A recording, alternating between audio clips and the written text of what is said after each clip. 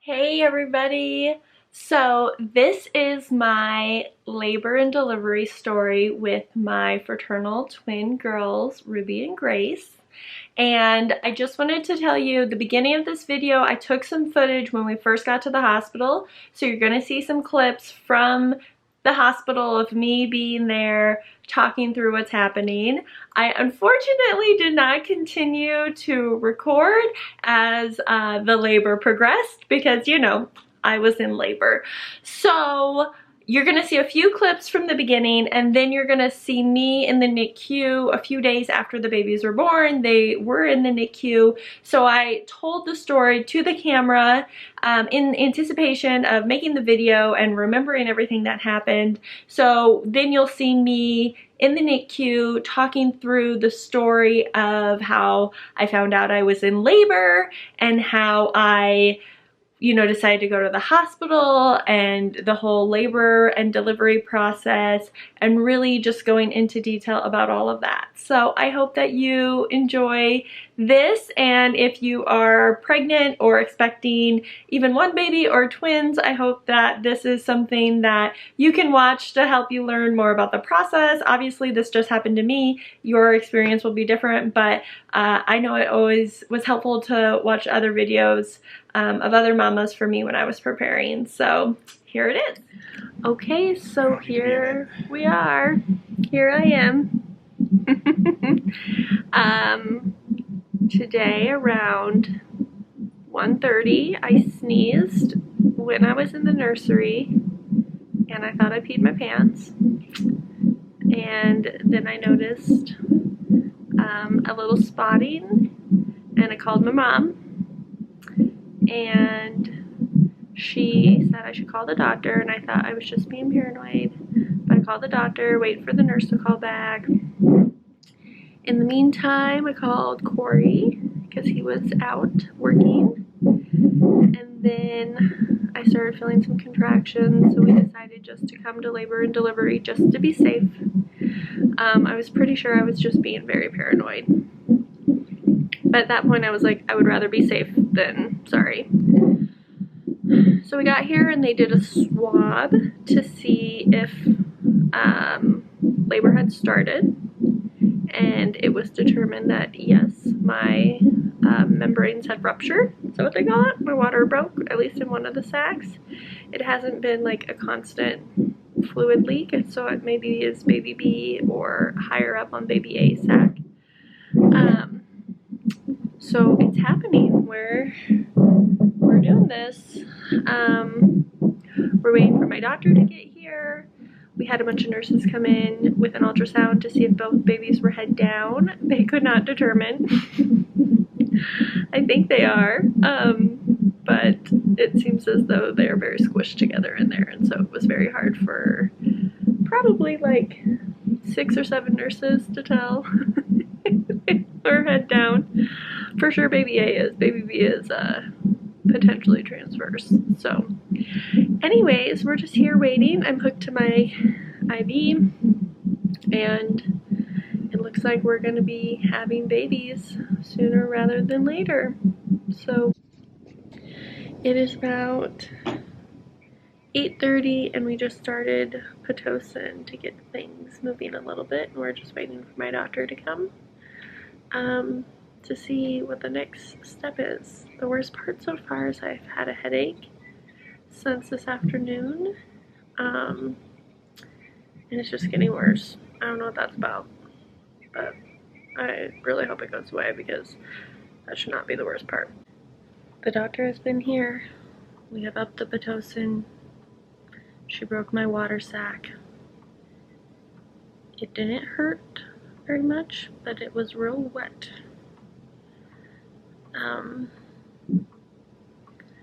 Some contractions have gotten more intense, and I still have a headache.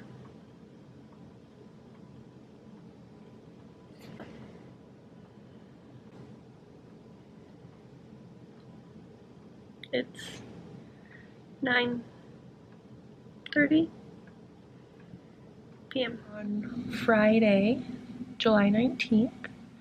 I was at home with Henry My husband had some work things, some meetings that day. I woke up feeling kind of different, weird. I don't know how to explain it. I just felt not great.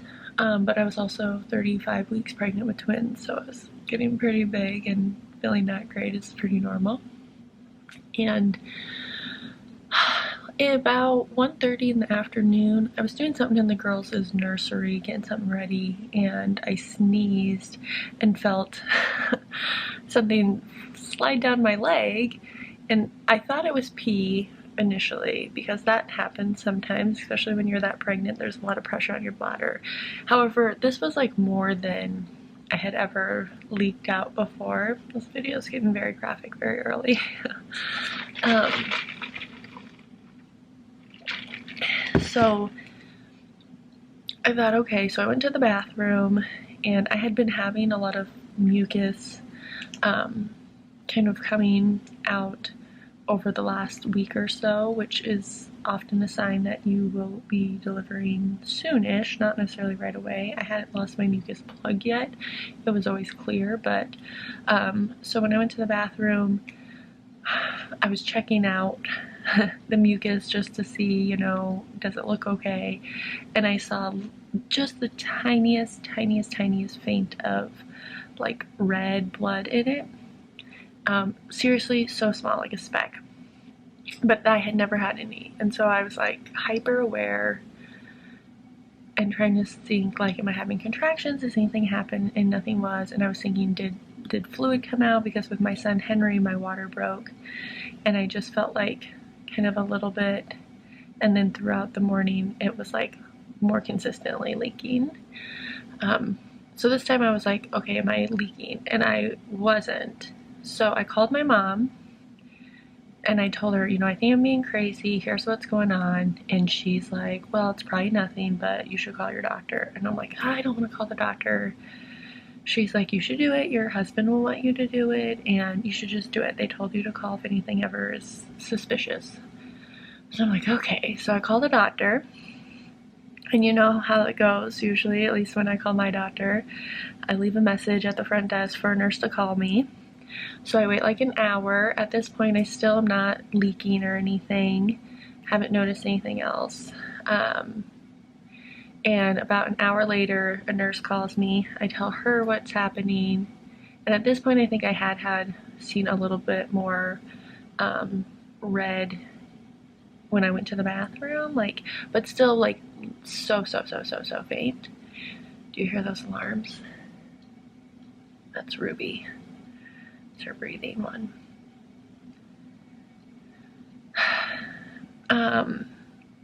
So she says, okay, well, I'll talk to the doctor and I'll call you back. At this point, I decided to call my husband and called him, and he said he would come home, and I was like, I don't want to raise the flag. I'm not saying anything's happening. I feel like I'm being really paranoid, making a big deal out of nothing. And he's like, no, I'm gonna come home. So he comes home, and then I start feeling some like very slight contractions, and I can't tell if they're contractions or Braxton Hicks.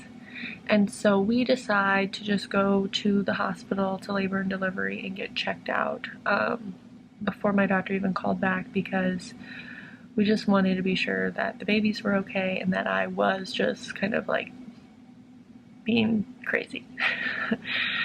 And so we get in the car, we have someone come over to watch our son, we get in the car, we start going. My doctor, of course, calls back, well, the nurse calls back and says the doctor says it's probably nothing, I don't need to go. And I'm like, well, we're gonna go anyways.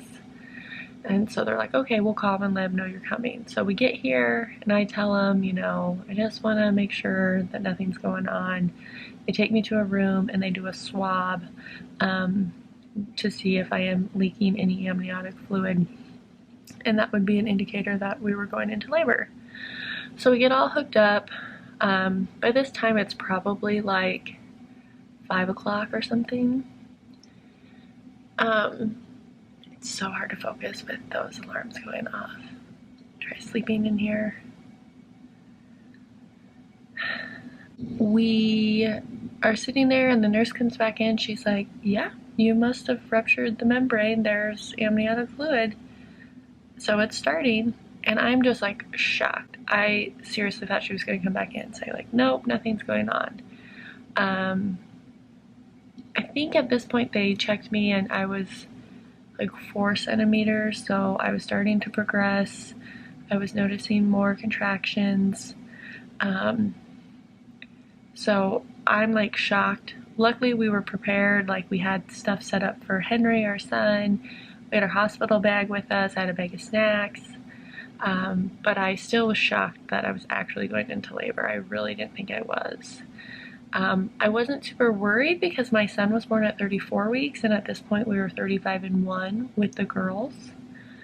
So I'm sitting there and I'm starting to have more and more contractions, and they, I told them I wanted an epidural, and they said, well, when do you want to get it? And when I had Henry, I had like said, no, I'm fine, no, I'm fine, no, I'm fine, because I was getting up and walking around a lot. I liked that. And it was like 9.5 by the time I got my epidural, and I was like, oh my God, it was like so painful. So I had known I wanted to get my epidural sooner because I had progressed just so slowly in the beginning with him and then super fast. And so we thought I would probably do the same thing with the girls. My husband was like, you should get it, you should get them getting going on it now. When I got to 4, because I was also not walking around, because when you're pregnant with twins they have monitors on both babies and on you on the contractions, and so there was just too much on my body for me to like get up and walk around. So they start the process for the epidural, and at this point I'm having contractions and they're like a little bit painful, but not anything that's super intolerable, just definitely feeling them. They also had started Pitocin, and so just to move things along, and I had asked, like, do we have to start Pitocin? Do we have to get things moving faster? And they just said, it was for the best for the babies, to make sure that we were making progress.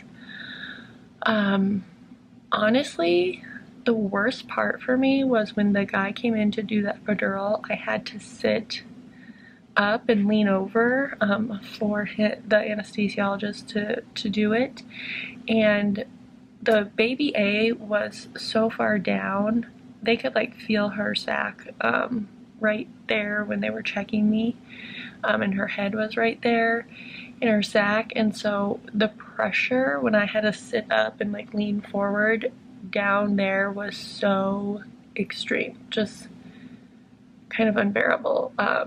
That hurt more than the contractions at that point, because I had to sit there and be still, and it was like, it was just that, it was very uncomfortable.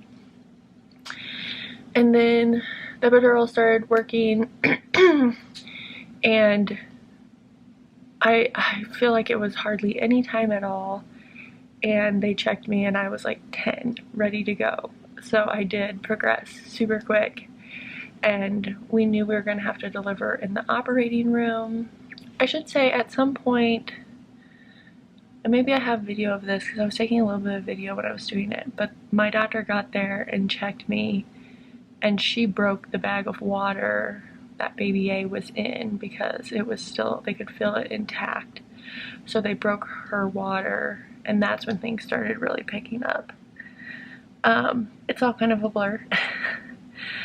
We knew we'd have to deliver in the operating room. We go to the operating room, and there's a whole team of people in there, because you've got 2 teams from the NICU ready to take the baby since they were 35 weekers, and my doctor and my nurse.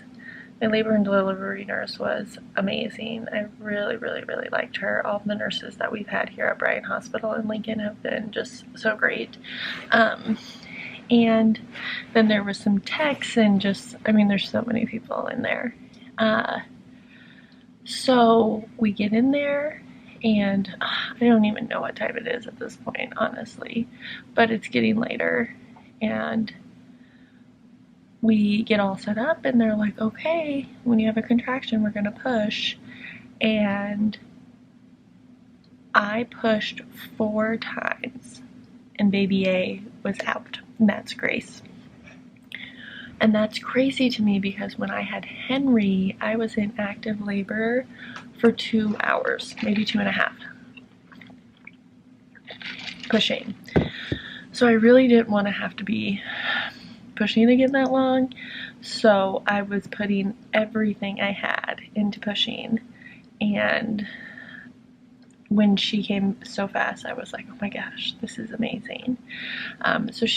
Grace was born at 11:25 p.m. on January 19th. So then they're like, okay, let's do baby B. And baby B's sac still feels intact. So one of the sacs must have had a leak.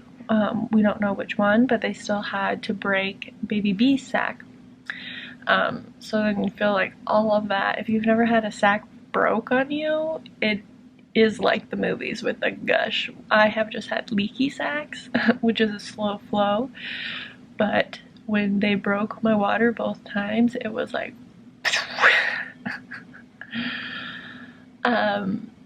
so then we start pushing, and now BBB is like up higher, so I've got to like push her down further, but it's taking a lot longer, and she's not coming as fast. And then when she gets to the opening, her hand is like up here, and baby A had her hand on her face too, and they were able to get her to move her hand so I could get her out. But baby B's hand, this is Ruby, her hand was like right on top of her head. And so they kept saying like, we can see her fingers, we can see her fingers. And at one point they were even like, seriously, reach down, you can like feel her fingers. And I did, and I could. They did make my husband take a picture of it. He was like, I don't want that picture on my phone. Because her head was right there and her hand was like right here. And our doctor was like, I've never seen this before. And so my husband had a picture on his phone. I think he sent it to me and deleted it because he was like, I don't want this picture on my phone. But it was making it really hard to push her out because there was so much more there, and they could not get her to move her hand. And by this time it's getting close to midnight, and everyone's like, are they gonna, and everyone had sort of been joking like, oh, what if they had different birthdays, they were born on different days. And I was like thinking, I don't really want that. Not for any reason, you know, I'm not like thinking very clearly at this point. I'm just thinking like, I want them to get out now. It was 11:25. Like, let's get this baby delivered way before midnight so I'm done delivering these babies. So, and during the part where I'm like pushing Ruby, they did bring, like, Grace was fine, and they brought her over to me and I got to hold her, and they then, you know, said like, okay, we're going to take her up to the NICU.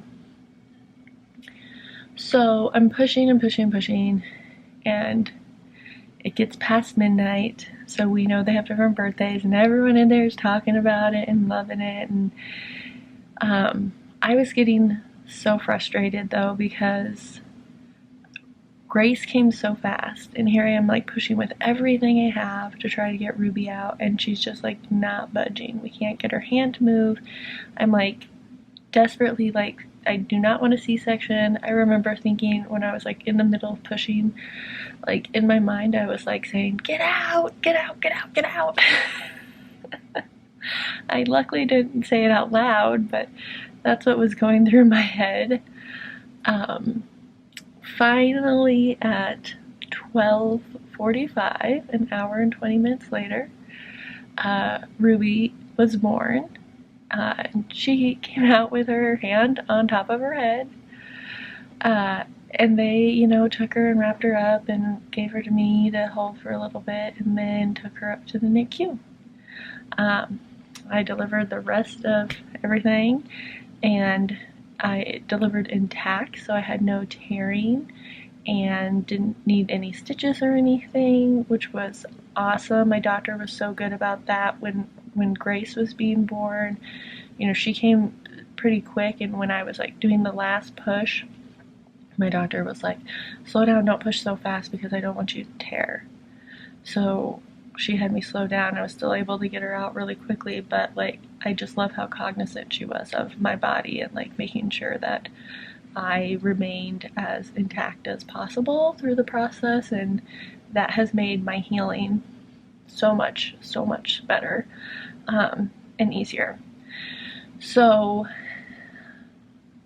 once we're done, they take us to our room in labor and delivery. We had to stay there for a couple of hours before we could go see the baby. Well, it was probably, we had to stay there until 3, so she was born at 1:45, so just a little over an hour. So Corey stayed with me, and we waited. They had to wait, make sure the epidural had worn off a little bit, and I honestly don't know. I had to wait for something to happen. Then I was able to get wheeled down in a wheelchair to see the girls down in the NICU, which was, you know, great. They were in their isolettes. We'd been in the NICU with Henry, so we knew the drill. And then from there, they took us to mother-baby floor, and I started my treks. So this was Saturday, early Saturday morning. I obviously wanted to get a little sleep, but was able to come down to the NICU and start. I'm trying to think if they went to breast that first night. I can't remember.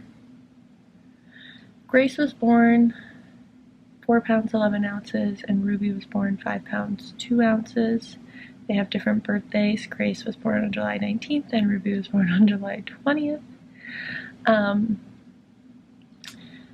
So yeah, that is the story of Grace and Ruby's entrance into the world. It still is shocking to me that it happened because it was just such a subtle thing, and I really thought that I was being very paranoid. So my tip to you, if you're pregnant currently, trust your intuition. If you feel like something is going on, just make the call. I was so hesitant. For whatever reason, I hate calling the doctor. I hate bugging people. I hate this, like, I don't want to be paranoid and ask stupid questions, which is just crazy. And what I would say is, if you're pregnant, whether you're having 1 baby or 2 babies or 3 babies, if something feels weird, if you're just feeling like in your head something's weird, call someone. Okay, now that is the whole story. That was a long story. Wow, there was a lot there. So thank you for watching. I am also going to be posting a video with our NICU stay where I talk about and go through everything we experienced in the NICU, so stay tuned for that.